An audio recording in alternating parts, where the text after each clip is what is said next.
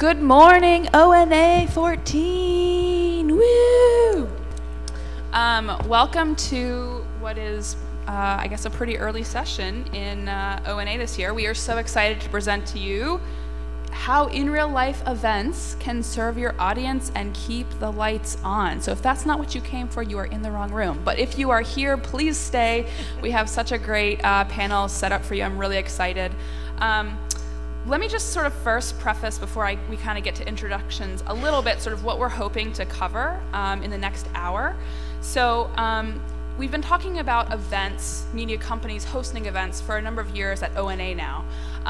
Some of the big players, in this space are, Fast Company, The Atlantic Live, the Texas Tribune, who have been able to sort of successfully build huge parts of their operation on in real life events, conferences, and sort of things along that nature. But what we're really focusing on today is where do you even begin? How do you start before you're thinking down the line about having a conference with 1,000 attendees that's pulling in hundreds of thousands of dollars? How do you just get the audience to care in the first place, to come out, to think of your organization as an organization that's putting on events? So that's kind of what we're really hoping to do today with free events. That was kind of a way that we sort of got the audience to come to us and really started to experiment with what was going to work, what people were going to care about, and just kind of get our feet under us as far as logistics, understanding how to put an event together.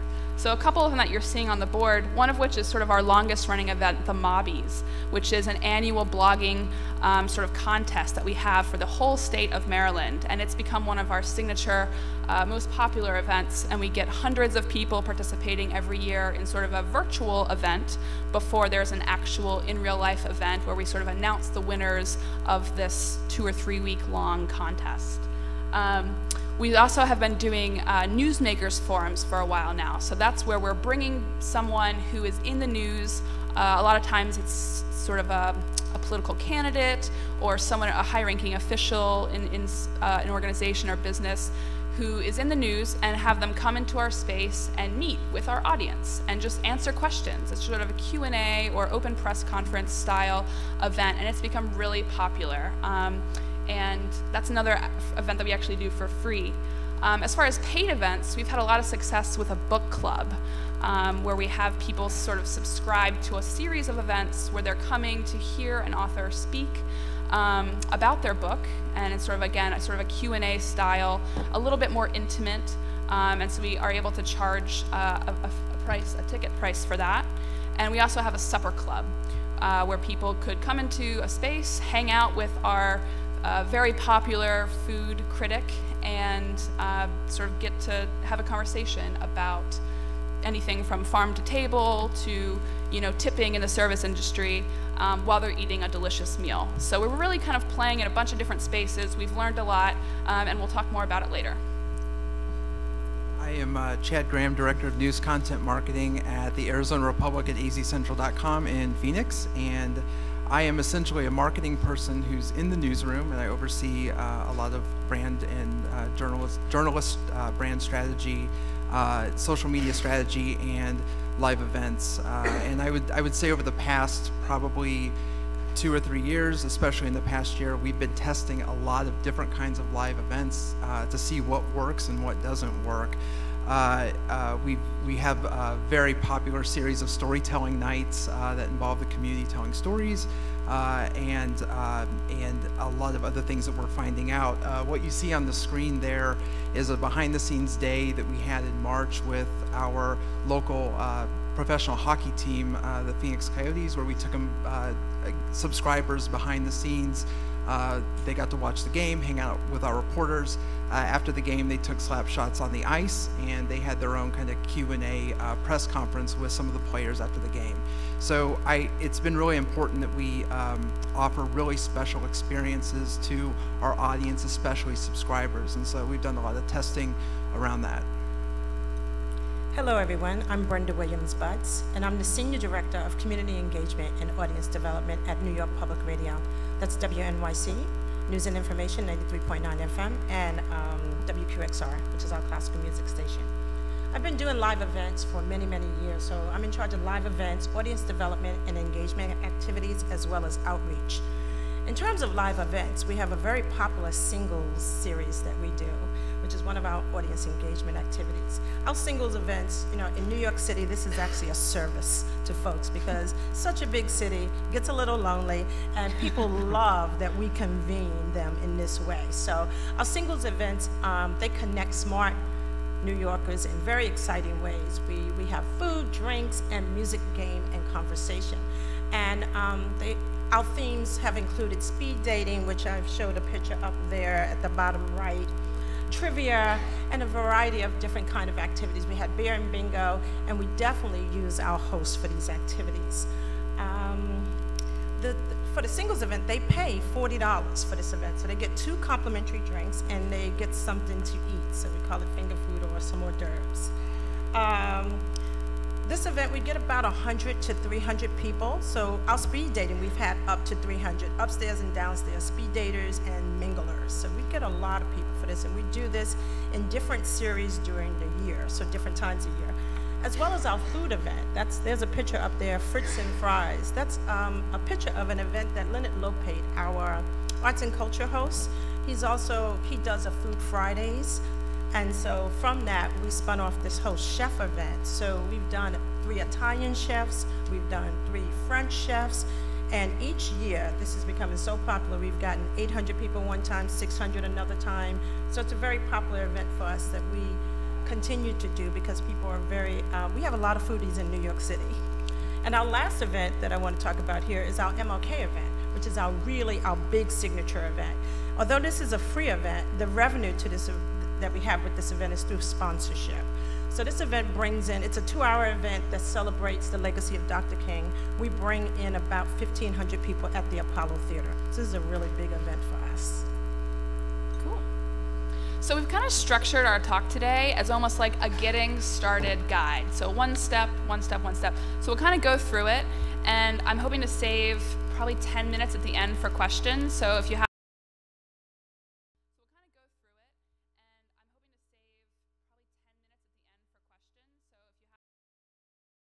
So the first step, so you have an idea, you want to do an event, but the most important thing to do first is to really think about what is the purpose of this event, because that is going to help you make every other decision that comes afterwards. A lot of common sort of purposes that we talk about is reaching a new audience. Is there a new demographic? Reaching a new audience. Is there a new demographic or a younger audience? People that you're hoping to convert into readers or listeners or people who are on your website regularly. Is that sort of your goal with the event? Are you trying to strengthen ties with your existing audience? So this is when you might be offering something to people who are already subscribers, or creating an event for them, or maybe even having sort of a premium level access to a public event that anyone could come to, that your subscribers get some sort of added value for being subscribers.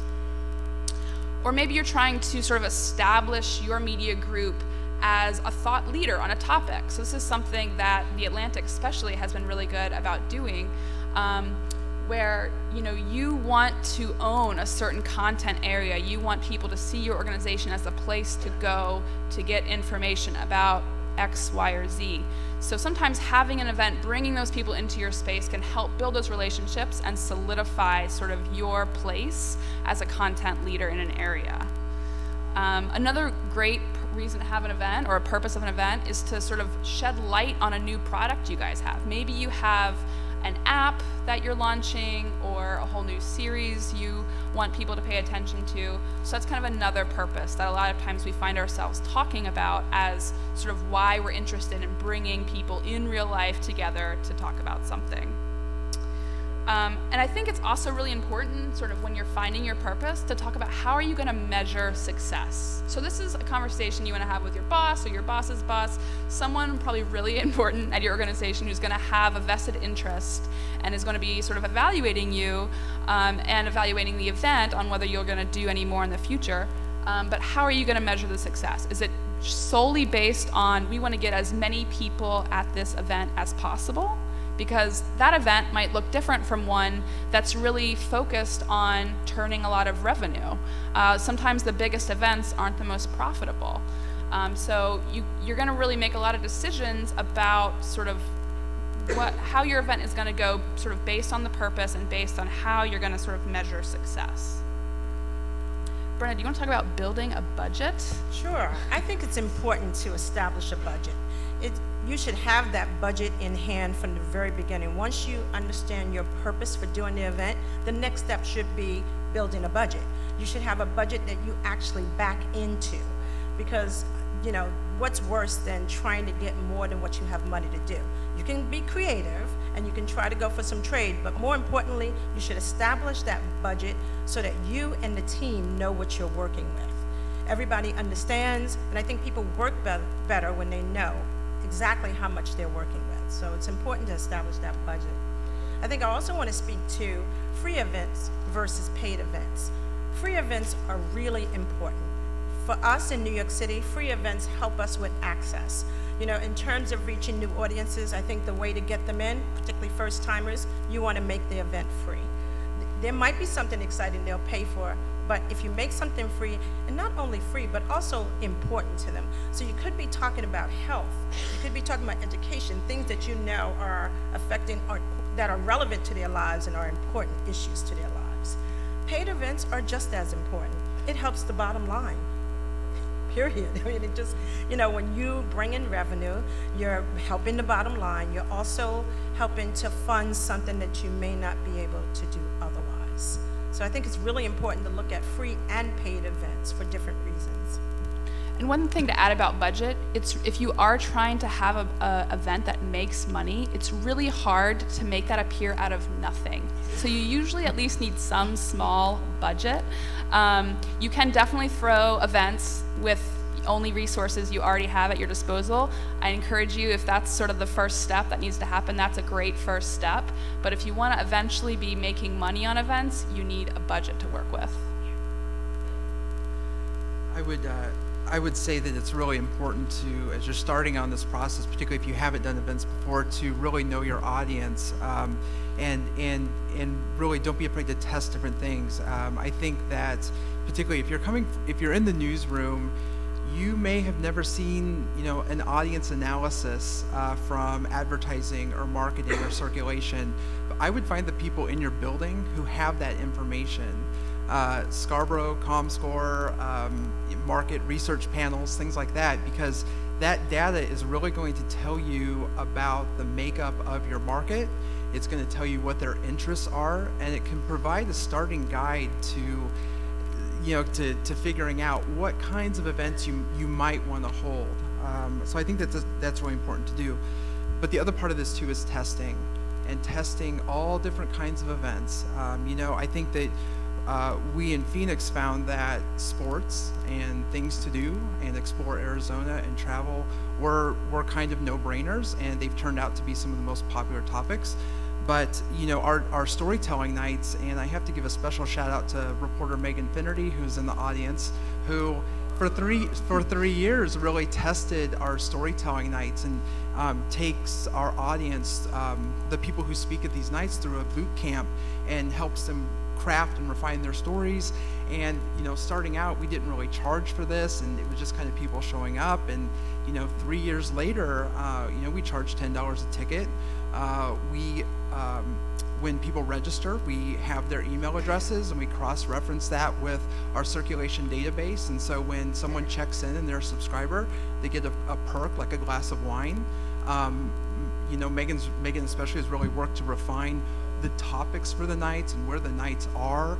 And the big storytellers night we have in December, attracts upwards of 350 people. So it's that continuous testing and refining, and testing and refining, and kind of hanging in there with it can get you to start to see what your audience is interested in. And that whole testing and refining continues when you're trying to reach diverse audiences with targeted or particular events.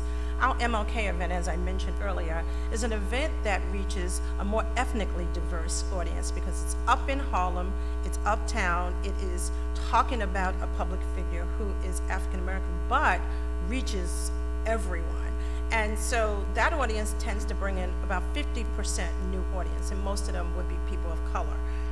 I also think you need to look at geographically where you might be going to make that part of your diversity. Go in places that you haven't been before and target events there, as well as generationally. You want to reach a younger and more diverse audience. So in doing so, you have to think of topics and different areas of interest for those specific groups. I also want to just talk a little bit about the challenge of New York City in terms of events. There's a whole lot of stuff going on, not only in New York, but in the New York metropolitan area, because that's what we're working with, New York, New Jersey, we got Pennsylvania on one side and Connecticut on the other. There's a lot of stuff going on. And so I think you should look at doing things that are unique to your audience, to different things, or what's trending, what can you be out the gate first with, what are some of the things that you could think about that you know your audience is kind of expecting from you. And you should look at using that and not always think big. I agree. It could be quaint. It could be, you know, a nice size audience. You don't always have to think about reaching masses of people. I think you want to continue to reach people no matter how you do it. And in terms of a public service, I think when you're out there doing these events, particularly when you're talking about issues of health and education, in which we tend to do, we're going to Newark, New Jersey in a couple of weeks to talk about Obamacare in terms of how that's working in Newark, New Jersey. So that's going to be very specific to that particular part of New Jersey and Newark especially. So a public service, I think that you're giving listeners something that they want, and they see that as a service. And we are a public radio station, so I think we should be out there with public service in different communities. So the $1 million question, or maybe $1,000 question, or $100 question, depending on how small you get, is how do you actually make money on these events? How does that work, Brenda? I think there's many different ways to make money. And the first is ticketing. I think, you know, ticketing, how you price an event is important. It could be a low price event versus a higher price event. I think you can figure out based on the event, what's happening at the event, what are you giving at the event in terms of, is there a reception? Are there drinks and food involved? Then I think that's going to warrant a higher ticket price because you've put more money out and you've got to be able to make that money back. And I think that's when we look at a P&L. We want to make sure we have a profit and loss statement so that we understand. You want to summarize your revenue. You want to know what your costs and your expenses are going to be so you know how to ticket this event so that you can make back the money you're spending. If nothing else, break even. That's really important. So probably helps your boss give you the thumbs up for the next one if you at least break even. So ticketing is really important, but there's so many ways to look at that. I think you need to discuss that as a team and figure out what you charged before may have been too much, and if you look at that and see that it was too much, maybe you might come down on the price or go up on the price because everybody came and you're like, wait a minute, we should have made that a little bit of a higher price. I think the other way that you can make money is membership perks. We don't do that a lot. I think our membership department is very specific about what works for them, but we have been successful throughout the years using our host, having these really intimate settings where you're doing dinner and doing different things like that with the host and you tie that to the event. But we're still trying to figure out how to do membership perks better.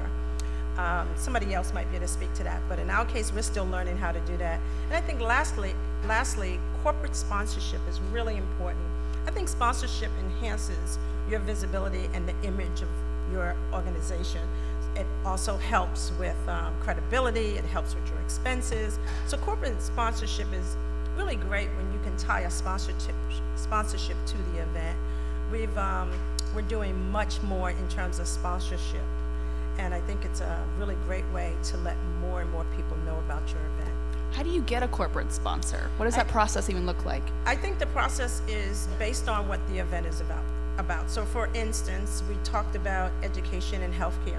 So you know you should create a list, you and your team should create a list. We're usually working with our underwriting team or our sponsorship team.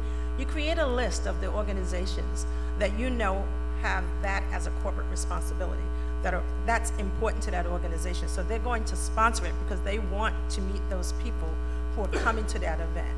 So you want to make sure that you're targeting it based on what the event is about. So if it's health, education, MLK, depending on the themes that come up each year, is going to dictate the kind of sponsor we get.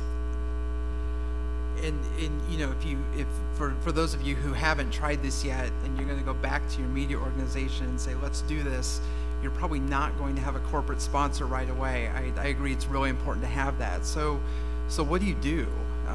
You know, this is a situation we faced, and we're still continuing to test around this, but we really faced this a couple years ago. How much do we charge for a ticket? You know, our goal really was at the beginning to say our events should be revenue neutral. They should not be losing money for our news organization. That's a good place to start. But how much do we charge? How much will people in Phoenix pay to hang out with our reporters and get a behind-the-scenes experience? The initial answer was, I have no idea.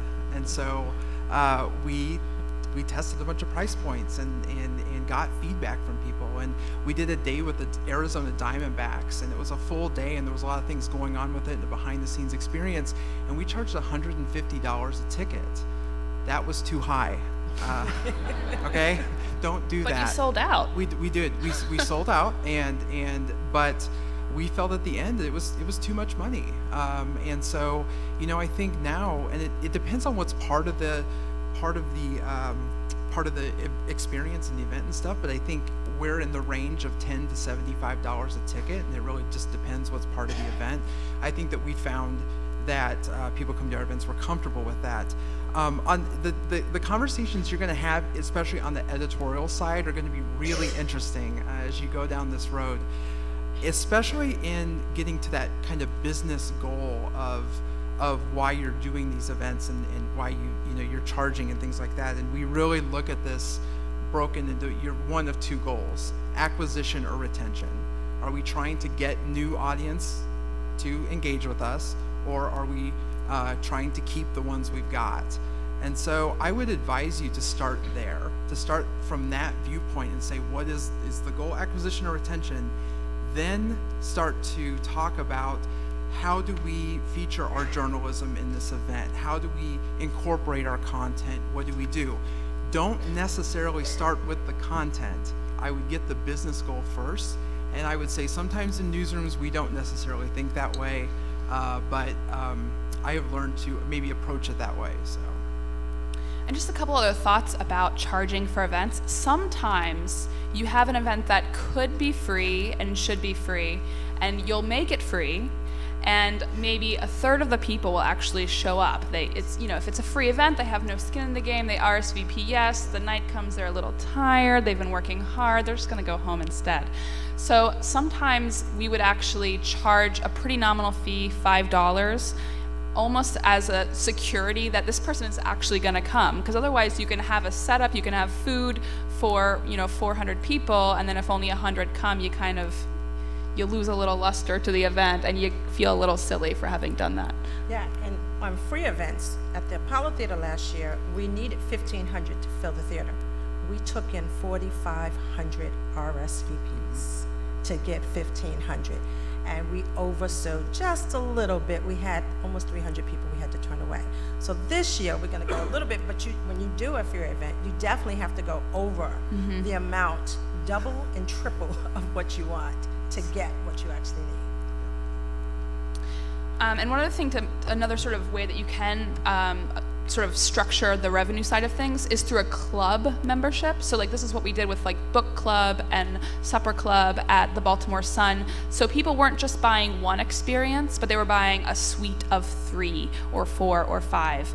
And so that's kind of an interesting way to do it, because then you for sure know you have audience for not just one event, but for a series of events. So that's sort of another interesting way to try it. So after you have sort of figured out how you're going to make the numbers work, you need to get buddies. If you are a journalist and working on the editorial side of things, which is what my role was, you have first thing you really need to do when you get to the step is walk upstairs or downstairs and find the person in marketing who is going to be your new best friend.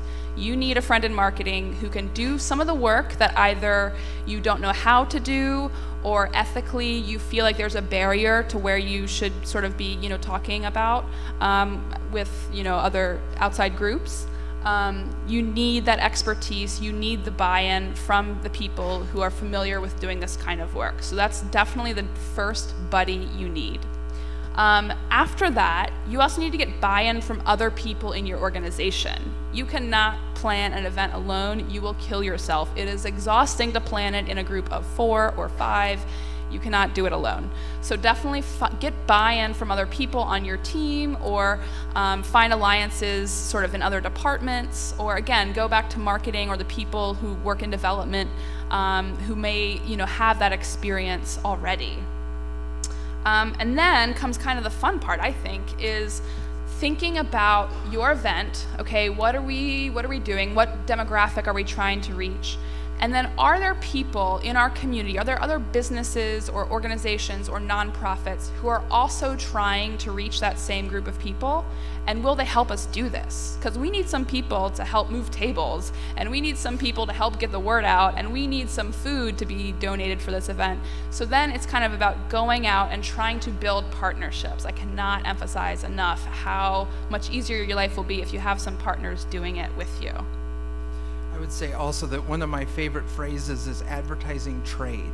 So we want to make sure that we as a media organization are not accepting anything for free, that this is being done ethically and in trade. And so it's been quite a learning curve to look at how our marketing department structures trade agreements and the value that we put on that. And it's been coming up with one-sheets on here's how much this is worth in exchange for these services, so that we make sure this is equal, that we are not being given any special favors, and that we're getting kind of what we need. And so as you go down this process, you're going to really want to learn how other parts of your organization structure these agreements, and also look at the partnership agreements that they already have. It's highly likely that they have annual partnership agreements with all different kinds of organizations in your community, from sports teams to festivals, fairs, all that stuff. Can you kind of piggyback on that?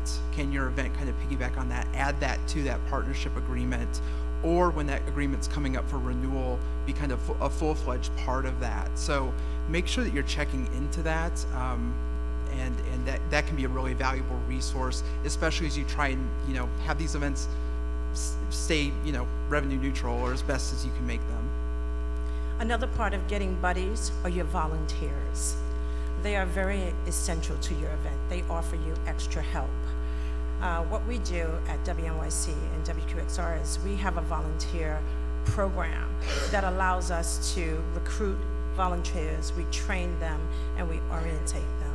So they do have to submit an application so that we can understand their skill set, because there is a part in which during the event that we assign tasks, and we want them to understand our expectations for the event. So that's where the orientation comes in. So it's important for us to communicate with these volunteers and let them know, well, at this event we're going to expect that you're going to do this, and we really give them the lay of the land of what we expect from them. And they do appreciate that, because it's a really important part of our event to have our volunteers there. And I think also equally as important is follow-up. I think you want to tag your volunteers, so you're tagging the great ones, the good ones. You're really, you want those good volunteers to come back. So I think it's important that you follow up with them, you let them know how much you appreciated them. I think on an annual basis, you should do some sort of volunteer event, maybe twice a year, really just praising them. Our legal department said we have to be careful how we do incentives with them, but we can certainly praise them and give them tickets for things here and there. So I would encourage that to keep them motivated. As you start to roll this out, on the editorial side, you're going to start to see reporters, photographers, and editors and others who get really excited about this. And there's this kind of first crop of people who you really want to start to bring into this process, because they will come up with some pretty amazing ideas, and especially in the areas where they're experts at. And I think sometimes in newsrooms we take for granted how cool of a job we have, and how other people think it's a really cool job, and how valuable it is to go out into the community and connect with people in kind of new and different ways. I had a photographer come to me and say they wanted to be a part of a thing we have in Phoenix called First Friday. A lot of cities have this, where it's a kind of an art walk festival the first part of the month. And what it ended up being, in a couple weeks, we're going to set up a pop-up art gallery that will feature their art as well as a user-generated content thing we have going on as well. And if it hadn't been, for him coming to me and other people in the newsroom saying we'd love to do this and we'd love to be part of this, and being willing to take on some of the heavy lift of this and go tour the art gallery and do all of this, you never would have thought of it. So those are the people you really want to bring into your fold as you do this, because they're going to be your biggest advocates for the people who may not yet see the value in this. And using your host is a draw for the audience. Our hosts are our rock stars. They're our celebrities. Our listeners and members love our hosts, so they want to meet them. So we leverage them every time we can with events. We'll find ways for them to moderate too. They'll play the games at the singles events. They'll do interviews. We use our hosts as much as we can. We think they're really important to our events. We are fortunate in New York to have a space. It's called the Jerome L. Green Performance Space. We call it the Green Space. And the Green Space has been really helpful in terms of being on the ground. We now invite people into our space. We also still go out into larger and different spaces and be in other communities, but we now have a space. So it's really great to be able to have our radio programs come down into the space. We do new programming in that space. We have internal events in that space, so that space has been really wonderful for us. It seats 125 for a theater style, about 200 or so for social events. It's street level, it's glass, people can see in. We can also do private events as well in that space, so we're really fortunate to have a space now that people can come to. Yeah, you definitely want to get scrappy when it comes to resources, because as a media company, you probably have a lot of assets. You have a building. Like, we don't have a space at the Baltimore Sun, but we did have a lobby that looked decent. You could put some tables up and have an event, so we did some stuff in the lobby. We had a community room, which is where they have, we would have all those usually depressing meetings about the state of the company. But we would use that event for positive things, bring people in. It was great. Also think about, so again, at the Baltimore Sun, we had a printing press, and have a circulation of 170,000 some odd people every Wednesday, Thursday, Friday. Let's take out a full-page ad to promote our, a sort of an in-house ad to promote our event. So really be thinking about what you have. We would also reuse step and repeats that had been used at other events that marketing had put on for our sort of, lower level editorial events that were, not quite as focused on making money as much as theirs were, but we were able to kind of use stuff that was already lying around. A bunch of swag that would be left over we would use as incentives, like, hey, the first 25 people at the door get this awesome tote bag. People show up for that stuff. So definitely, do kind of a survey, look around you. I will never forget, I was once on the phone with a woman trying to, she had called in and was asking some questions about our book club. I'd probably been on the phone for 15 minutes explaining, so you bring the author in, you'll get to meet her, there will be wine, it will be great. And then at the end, I sort of was like, oh, and also, if you become a book club member, you can park in our parking deck. And she says, oh, okay, I don't have to circle the block for 30 minutes? I'm in. So a parking deck was enough to sway her. So definitely look at all the resources you have. You never know sort of what can be used in different ways. Getting loud. What that includes is a promotional plan that works. So what you should include in your promotional plan, you should decide when on-air spots, if you're going to use them, when do they start? I think it's really important to determine when those spots start. You don't want to have stuff on the air too long, yet still you do want to be able to make it an effective promotional plan with an on-air schedule that works. So create an on-air schedule online. When is it going to go up online? How are you getting people to the website, the traffic? You need to use your e-blast, your e-newsletters. Our e-newsletter, we have a station-wide one. We have one that comes out of my department, which is community outreach. So ours does not have as much, but we use it for different things. So the station-wide one has over 180,000 people on it. So it's a really great way to get the word out about an event, as well as social media. Of course, social media is really important, and be in the community, which I call partners, having partners to help you get the word out. Now, the social media part of it should have its own plan. So you should create a strategy that you put on paper that includes pre-event marketing. So it promotes the event hashtag across all channels. So you're putting that out there.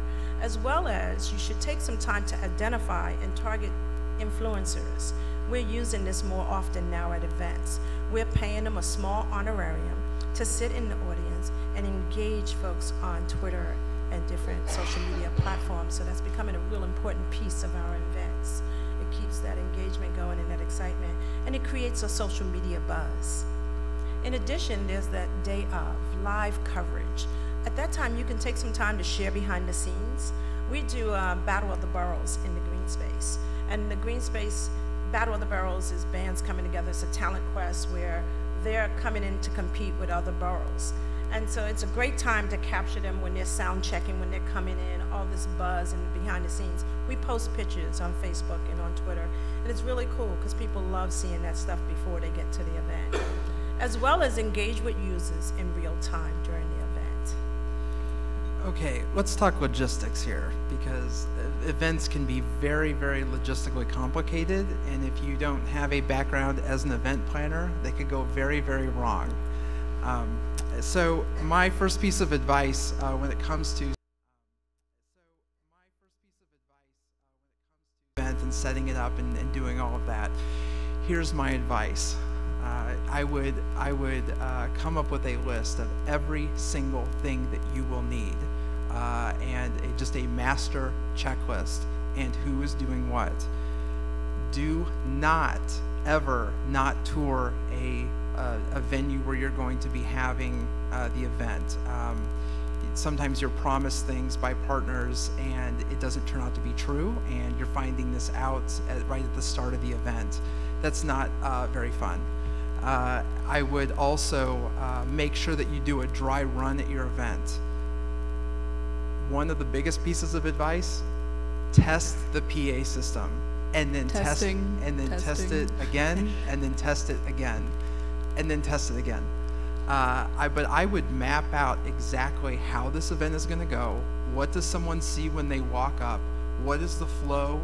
What are they going to be doing? How do you inform them of what you're doing? You may have guests who walk up who have really no idea why they're there, and you have to maybe explain, here's what we're doing tonight and everything. Also, you cannot over communicate to guests.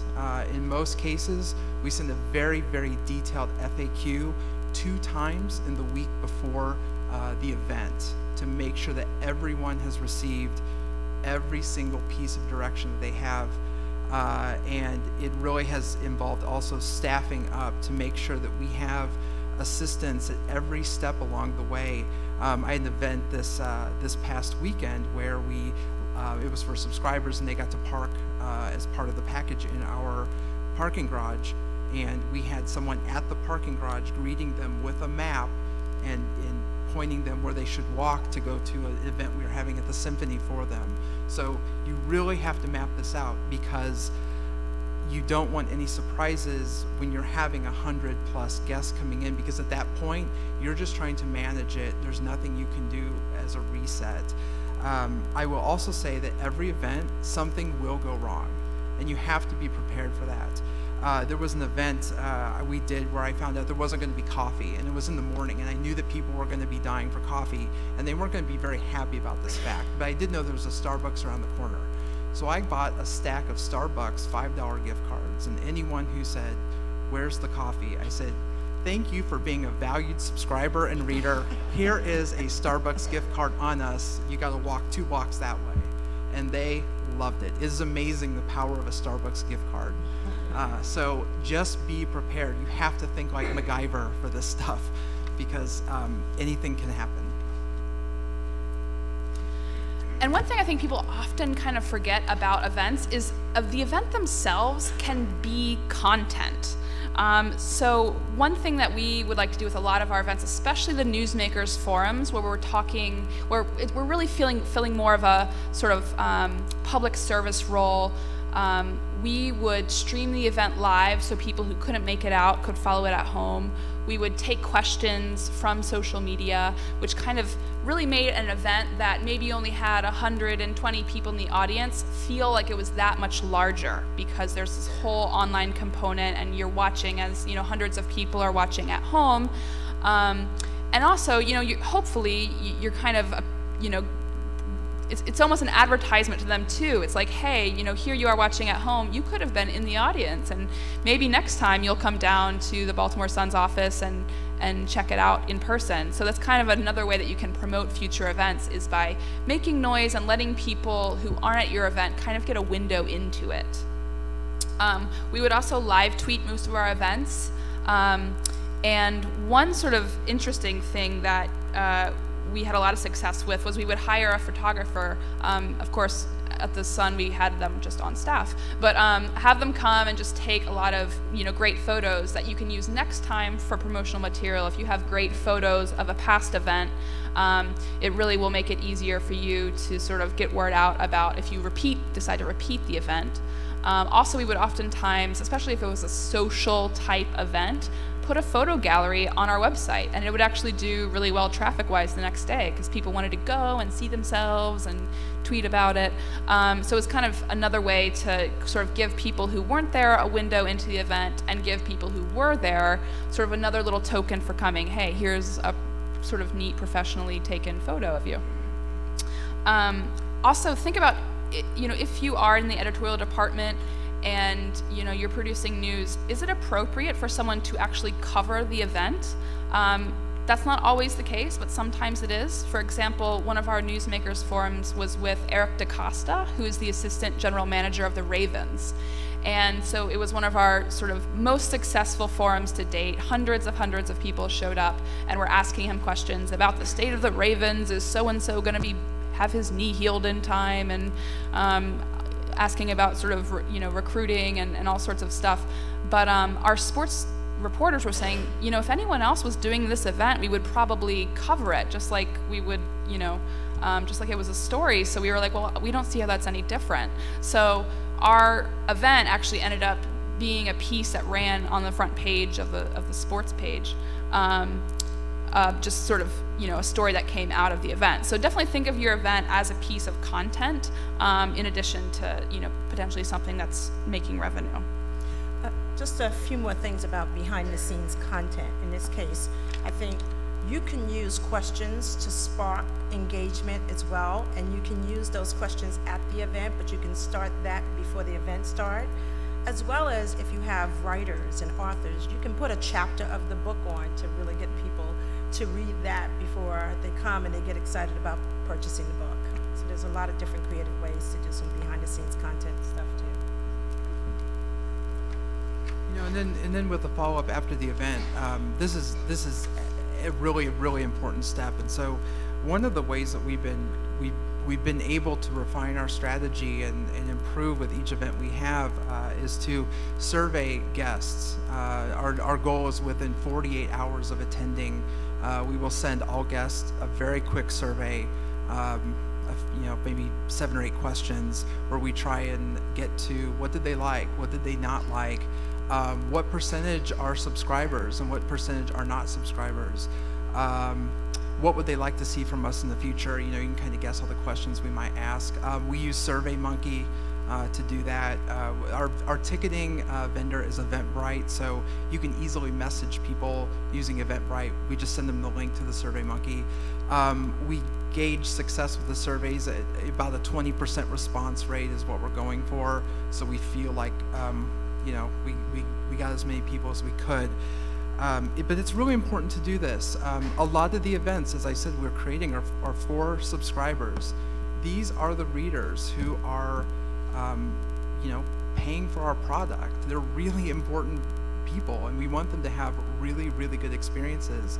And if the survey comes back and they did not have a good experience, we'll fix it. We can't have them having a terrible experience. So the surveying has been really, really valuable. All that social media buzz that you created during this event, before and during, now you need to continue to follow and participate in that conversation. So you just don't leave it there. You continue to follow and participate in that way. I think another way of recapping and getting feedback is to debrief with your staff. I think you need to take the time after each event and call a meeting to talk about what worked, what didn't work, what can we do better, what are some things that stood out that are important for us to note for the next time. Your team needs to know that so that they can, you always want to be excellent when you do events. So that allows you to do that by looking at what you've done. So now it's time for true confessions of a failed event. We've mentioned this a couple different times, but you know, just doing these events is all about experimentation. The first one is going to be hard. It gets easier. You learn things. It gets better over time. So don't be dissuaded if you don't get much turnout the first time, or you're having a hard time finding a space. It's just one of those things you kind of have to keep at, and you'll figure things out the more you do them.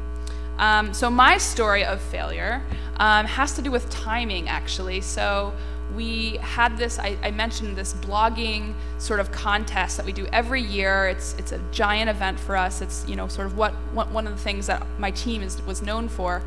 And so the first year that I did it, I was the one who was actually giving out the awards. So I was up on stage in a funny costume. I think I had a tiny hat on, and was kind of emceeing this event.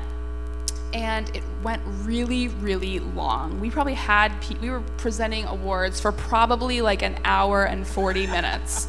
And it was just way too long, but we had decided, oh, let's let everyone say a couple of words, and those couple of words turned into like long acceptance speeches, and we didn't have the music like they have at the Oscars. You need to have that. So it went way too long. And the next year, I had that in mind, and said, okay, here's how we're gonna do it. We're gonna have 2 presenters, so we could like rotate in and out, so we could kind of be more ready to go.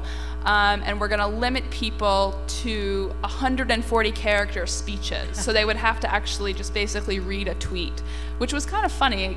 People got really creative with it. But what happened that time is it was way too short. So then people had come, they had wined, they had dined, they had networked, they had a lot of fun. They came in for kind of the highlight of the evening, which was sort of like setting off the grand finale of fireworks before actually doing the fireworks performance, because the whole thing lasted maybe 10 or 15 minutes. So then I left the sun, so I never got to redeem myself for the 3rd year and find that sweet spot. But definitely do, I mean, you were kind of alluding to this, do a dry run, not just of the space, but sort of the content of the event, because you really want to know how much time something's going to take. You'll be surprised at how time can expand or shrink when lights are suddenly in your face. Another tip if you're doing an awards, I have a great partner who does his award ceremony so well. Do video acceptance speeches, and you time it, and so they come up and stand in front of it, take pictures, and everything's done at one time. You keep it moving. It works. My failure is known to some in the newsroom as the Anchorman 2 fiasco. So the Anchorman 2 came out. The studio got some press on this. They were doing a lot of different things to promote this movie, and so the local reps in Phoenix called and said, would they want to do something? And we said, well, why don't? So we have a converged newsroom. So we have the NBC affiliate as part of AZ Central and the Arizona Republic, and we said, why don't we have 2 of the anchors and our movie critic at a bar talking about what it's like to be a real anchor man and real news person type of thing, and the movie studio was there, and they were giving away swag and all this stuff, and I'm just like, oh, this is going to be the best. This is going to be the best thing ever, and I'm so excited about this. Well, remember how earlier we talked about if you offer a free event, double, triple, quadruple book, please do that. Because I had 90 tickets, they sold out in a matter of a few hours, and I was so excited. Oh, this is going to be amazing! And we're at the check-in table, and there are kind of crickets. And I'm going, oh no, what is happening? This event's happening in 10 minutes, and this is awful. And let's just say the room wasn't full. And I learned a very valuable lesson that night that really overbooked for a free event. I don't particularly like doing free events. I like what you said before about, I think that when people pay, even if it's nominal, they feel like they have skin in the game and they show up. And so thankfully that night I invited a lot of my friends because they showed up to the Anchorman 2 event. And then they kind of have that look on their face after the event like, it wasn't that bad. So that was a very valuable lesson. Inviting a couple friends is never a terrible idea. I kind of sort of had a recent failure, very recent, a couple of weeks ago. We did an event with an unknown at the station. This unknown was suggested to me by my... And by unknown, you mean like an unknown host? An unknown host, not really a host, a book critic. And they said, well, let's put her out there in the community, do events with her. And I said, no problem. So we did an event with her. It was a book event that we tied to the Brooklyn Book Festival. So it was very much Brooklyn-centric. First time we've ever tied an event to the Brooklyn Book Festival. It was called a bookend event. There's a million bookend events going on in Brooklyn. So that's one detriment. The other was using an unknown host. And so we priced the event, I believe, at $20. And she was the host and the producer, she booked emerging writers. Nobody knew them. So we had a hard time. We had the Brooklyn Museum, which held 400 seats, and we thought we were going to fill these seats. Well, the tickets were not flying off the shelf like we thought they would. So we initially had to lower the price, and we were fortunate to be able to use a different space in the museum that we could put out a couple of hundred chairs instead of using 400. So we had to make some real quick changes. At the end of the day, it was an event that had about 120 people, a great conversation, really interesting emerging authors that some people in that Brooklyn community knew. So it was kind of a half failure because we did have a space that held more people and we were charging more. We had to lower the price, but we made those adjustments. So I think if you are heading towards failure, you should look at making some sort of adjustments because it will help. And we never did say this, but you just hit on it. A slightly smaller space that feels more crowded, you're gonna have so much more energy. Like, I would love this room to be half as big. Yeah, absolutely. And then you guys would be like, that session was amazing, oh my God. Now in the pictures, you're gonna have all these little gaps. Right, and it's like no one was there. Look at the event people critiquing the room. So now we have some time for questions. There's a mic right there in the center. Don't be shy. We would love to answer them. And introduce yourself, please. My name is Alan Herzberger. I'm with the Oklahoman in Oklahoma City. Question specifically for Chad. You talked about acquisition versus retention and knowing what your event is for. What have you found success with? Have you found success with acquisition? And how do you measure whether the retention is working over time? Well, I think that most of our efforts have been focused on the retention part because we can, I was talking earlier about how we can cross-reference the people who have registered with our circulation database and kind of give them perks, things like that. As far as to see if that was a success, I think that the way we're gauging it now is in the questions we ask in the survey after the event. I think that we'll start to also move more in the direction of how did, asking, did this, how much did these events play into you continuing to be a subscriber of these special perks type of things, really trying to get to that. That's the retention part of it. The acquisition part of it, I think that some of the events we have coming up, we're really starting to get into that and look at that. So I think it's a little bit early, but I think that this pop-up art gallery I talked about is a really good way to get in front of millennials and Gen X audiences as well. I think, like I said, we're at the very beginning of it. At that event, for example, not only they'll talk to our staff and all of that, but we'll also hand them a special offer for a subscription trial. We have these little cards that are made up. We'll hand them that. They have special codes on them, so we can trace to see if that was successful or not. But I think it's a really great question. We're still at the very beginning stages of the acquisition part. Hi, my name is Lamar Graham from NJ.com and the Star Ledger. Thank you guys. This is really a really good program. Chad, I was curious about your storytelling evening. Can you just describe exactly what that is and how it works? It sounds like something, of interest to us. Yeah, and I want Megan Finnerty to raise her hand again, because if you have questions about this after this is over, she's the one who has really taken this to what it is today. But essentially, a group of people from the community, probably 8, 9, 10 per evening, tell stories on a theme. And we partnered with a local community college where they go through a storytelling boot camp. So when they get up on stage, they're very polished and they really hone their stories. And the nights are held at different restaurants and other kinds of venues around Phoenix. They last for maybe 2 hours. The age ranges are just kind of, they're from 20s to all the way to probably people in their 80s. And it really depends kind of on the theme and the location. They're probably averaging between 100 and 200 people per night. But like I said, the December event gets a little bit bigger, and they are revenue neutral. We don't lose money on them. In fact, we make a small profit on them, and that money goes into our Newsrooms Training and Education Fund. And so we use that to help send people to great conferences like ONA. In New York, we have the Moth, who does storytelling. So we partner with them when we do these sort of events. That's a great. Yeah, if there's not storytelling in your city, think about starting it, because in Baltimore, the Sun wasn't a part of it, but so popular. Good morning or good afternoon. Gardenia La Madrid, Gilbert Digital in Gilbert, Arizona. Nice to hear somebody from back home. Chad, a little bit more about the pop-up art gallery. I'm interested in the nuts and bolts, who, what, where, when, why, how you envision that coming together, hopefully. And Brenda, you talked about having target influencers in the audience for live tweeting. Who are you looking for, and how does that work? Thanks. There's a area by downtown Phoenix.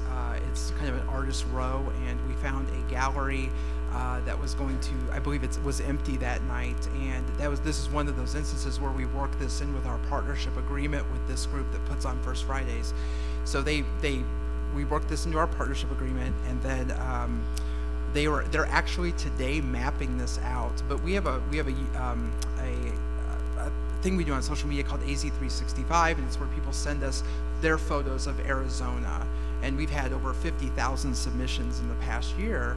And so we really see this as a party for them. And so on one side, you're going to have a slideshow showing their photos.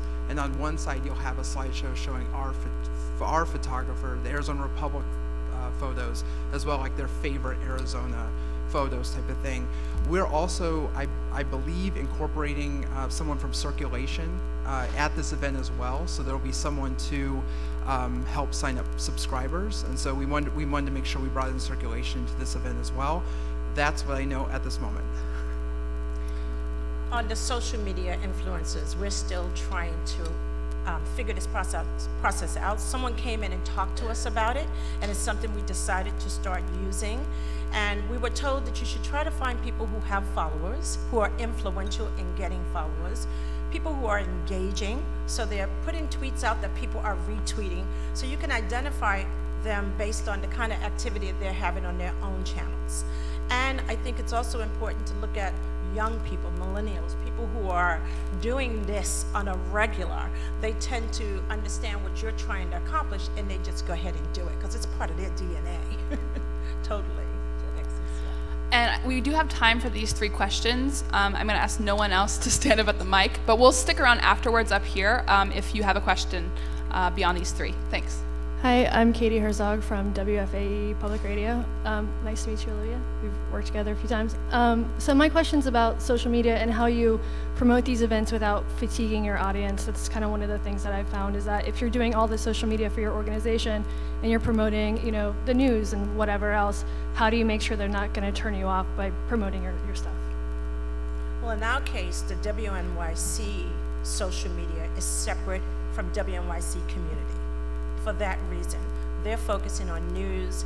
Our social media person will put it out there for us a couple of times, not as often as we're putting it out, because we feel we built a different sort of audience. We have a different voice than the news organization. Although we're all one, we're still trying to accomplish different things. So I totally agree with you that they're looking for something on that channel and they want to continue to get that, but you can put it in there subtly on the WNYC community, where we have about 10,000 fans now and growing. I think we've built an audience that is looking for, oh, when is that event happening? Or talking about community things, or in your neighborhood. We have a different sort of voice, if you will. So I think it's not as, it's not as intrusive. I think you want to keep it fresh with variety as much as you can. So one thing, like, when I do events, I would have sort of our graphics department, or myself usually, make a bunch of different types of graphics that are going to look different. So I can sort of tweet out a picture, maybe make 7 or 8 different versions of it that are different colors or slightly rearranged, just so they don't kind of fatigue from seeing the exact same design. So I would do that. Also think about, could you do maybe on Instagram like a little 15-second video with one of your hosts personally inviting people to this event? Can you, is there any way, again, getting to the editorial side of things, is there any sort of ethical and natural way that you can use air, have a story be in your river about the event, just again, like really use your resources. You do run into that fatigue. I mean, you can't promote something 7 times a day. Like, the audience will get tired of it. But especially on Twitter, I try not to like stress too much about that, because I think about how I use Twitter and know that I don't see every tweet. So most people also aren't seeing every tweet. So a lot of times, if you do promote something even 2 or 3, 4 times a day, the chances of one person seeing all 4 of those is, pretty remote. And if I can just add, our marketing department, when we're doing big campaigns like Beethoven and Bach and different big things, the agency that came up with the campaign, the advertising campaign, whatever we're doing, they usually create these images and stuff that we use on social media as well, which is really effective. Good afternoon. I'm Bill Cannon. I'm with Gannett's Indiana Regional Media Group. And I'm curious, with all these attendees coming in, what data are you collecting from them, and how are you leveraging that? To what extent are you leveraging that? It's really important. I think we use Ovation Ticks as our ticketing process. And we are making sure not only do we get their email one time with that, and legally we can only blast them one time, but more importantly at the event, and we do a lot of tabling events throughout the year where we're collecting names. WNYC is getting ready to, actually we're a little late on this, but CRM, where we want to know how people came to us. So did they come through an event? Did they come to, however they came to us, we want to be able to take them to other places. And the only way to do that is to know your audience. And so we're doing a lot of research, a lot of work behind understanding how to move one person, particularly in this whole acquisition process. When they come in new, how do you keep them, right? Your core and your loyal is a little easier, but how do you keep the new, and how do you keep them going from just coming in through a Brian Lear show to attending an event or going to just doing different things with you? So it takes a lot of work, a lot of research, and an entire organization working on that behalf. But it's all about getting the names, email addresses. So our goal for this year is 200,000 new names. And as part of the survey, I think it's important to have, at the very last question we asked, would you like to be notified of future events and promotions? Yeah, and you really want that opt-in, because Brenda's right, there are rules, you cannot keep emailing people, so you have to get that opt-in, and then make them part of their own events newsletter, make them part of your community, and continue to message them with high quality events. Absolutely. And Brenda mentioned this when we were talking earlier, but I thought it was great that you use WNYC swag as sort of a Swag will lure. get you a name Yes. every time. So we use a lot of swag. If they think they're going to get something, they'll give you a name. And so my ambassador, I have a community ambassador who leads our efforts in the community. She's always telling me what swag works better. So you need to know what's working, what's getting people's names. Some things just don't work. A pen is not going to work. So if you give a pen out, people are actually going to steal your pen. But you get something where you can get back. And so I'll give you this if you give me your name, your email address. All right, thanks for sitting in. If you like the slides, you can find them at that URL, and we'll hang out up here if you have any more questions. Thanks, guys.